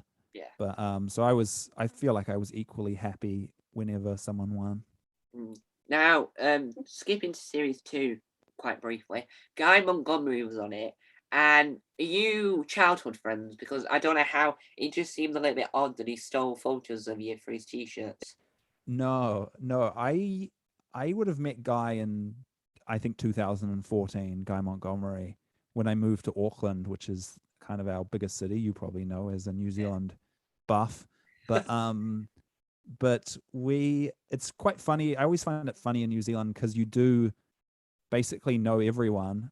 Like Lee Hart was the only contestant so far who I actually hadn't. Oh no, Matt Heath as well. Lee Hart and Matt Heath are the two people I hadn't met prior to coming on Taskmaster. Ah, Yeah, so like everyone, it's quite funny thinking back when you think back to your first interactions with people. Like David, I actually before I met him, I knew him from a viral video, like maybe in like 2012 or around that time when he did like this Miley Cyrus video in New Zealand where he was pretending to be Miley Cyrus or something. And then Ursula I met years ago in Christchurch, and I remember throwing a frisbee with her like at the Buskers wow. festival. It's very weird in New Zealand because you basically know everyone. Yeah. And would you ever want to appear on radio? I'm not going to try and pronounce it because I'm surely going to get it wrong. But the radio station that Matt and Jeremy work on, would you ever want to appear on that? Horaki. Yeah, that. Yeah, Yeah, I I mean, for an interview, yeah, sure, I'll definitely go on a radio station. But yeah, I yeah, think they asked me once to do their podcast or something. But um, yeah. yeah, I don't know. It'll probably happen sometime. Well, when I was doing research into Matt Heath for the podcast and for me to talk about series 2, I found a video that I later uploaded onto Taskmaster World, the channel you're watching. Yeah. Don't know why I did that. Comic. Brilliant. And I found this promotional video where where Jeremy had got Matt to boss him about, and Jeremy gave him a task, which was to make him a cup of tea, and Yes. bossed him about just to promote the show. They thought, I'll boss him about and go and make me a cup of tea. What's interesting is I think I was meant to be in that, Yeah. and I forgot and I slept in, and I missed when they filmed that. But yeah, I I missed it because I forgot about it and didn't well, set my alarm. watching series 2, I worked out and only realised because of the photo that the whole way through the show you can win 500 New Zealand dollars from Matt and Jeremy. I only realised watching Yes. series 2 that that was the case. Yeah, it's a little giveaway. Yeah, I did not enter, but I'm sure someone won some money. Yeah, and I just think it's quite interesting because I don't because Greg's done it once before with Mike Wozniak where he's brought on someone where they've got on someone that like Greg actually has worked with for a number of years because Mike and Greg were on Man Down together, which is a fantastic sitcom. If you've not seen it, it's well worth a watch. I don't know whether it's available. It's on Netflix, so I don't know whether it's the same in New Zealand, but it's very unusual. But I like that because it works well because then Jeremy can like bully him in a taskmastery way, and they can discuss stuff on their radio show and podcast afterwards, and it makes it more Mm, interesting because it's an expanded universe. yeah, and it's an interesting dynamic having someone who works so closely with the taskmaster coming on. So that's why when one of the producers, uh, Cam, really wanted Matt Heath, and I didn't know Matt Heath, but I was I liked the concept of having him on because Yeah, of that. I thought that was quite cool. yeah, and this version, New Zealand, is the first version to ever have siblings, like as an assistant being a brother, and then the Mm. contestant also being a brother from the same mother. Yeah, I think that's probably just a sign of how small New Zealand is that's going to happen. Well, Yeah. it works so well because then we wanted the prize tasks later on. You've been able to disprove, like with the family photo album, I think it was, where you had like disproved that a lot of it was all fake. Yes. Yeah. Guy definitely tried lying a few times, and I was able to call him out. Yeah, But with the photos on Guy Montgomery's shirt, yeah, I'm still not fully sure how he got those, but I know that the one on his task shirt is in my mum's like wardrobe. Like she's kind of got a little like wardrobe you can kind of walk into, and it's sitting there. Um, so yeah, the rest of them are all in photo books. Have you So someone, have you hmm. investigated and asked your mum if she knows if she's ever met Guy Montgomery? Is yeah, I mean, I know my dad has definitely met it. Like, I'm not fully sure who the leak was, but I know my dad would definitely know Guy Montgomery, and yeah, I mean, my mum would know who he is as well for sure. I think I might have worked out the link is. I think he might have been your brother. I think Guy probably helped Guy out. Possibly the Guy Alliance of some sort. Yeah. Yeah. Yeah. And so that draws down this amazing interview. This interview that I wish would never end, but has to end at some point so then people can watch it and listen to it. And it was such an honor to be interviewing you. And my obsession with New Zealand will probably never end now after Taskmaster New Zealand. You'll probably hear me. I'll probably make a video one day me singing along to it, singing along to the national anthem or anything. And fun fact for any viewers here that want to know more about New Zealand itself and want to learn Maori, me included, Duolingo is supposed to be adding Maori to their lineup. It's supposed to be last year, but there Wow. must have been delays or something. So it is to be added soon. So you'll be able to learn Maori and be able to properly sing Well, along. that's You really know cool. it. It's a Yeah, very beautiful language. So that's very cool. yeah. Yeah. Now, my closing statement before we get on to the official closing statement was: have you seen the program about? It's a New Zealand program on TVNZ, which is about. So there's a YouTuber called How to Dad that makes comedy videos about New Zealand, but he had his own dad, like talent show, where they find the best dad jokes. Have you ever seen that? I actually haven't seen it. I do remember when it was on, and I used to play football with the How to Dad Yeah. guy, but I actually have never watched the Dad Jokes show. Now that he's branched to TV, would he be a good contestant on series 3? I Or mean, possibly, yeah. I mean, I think it'd be great. Yeah. I mean, I don't want to comment on that, but fingers crossed we get a season 3. well, as we draw to the end of the day, at the end of a lovely day, CBeebies reference.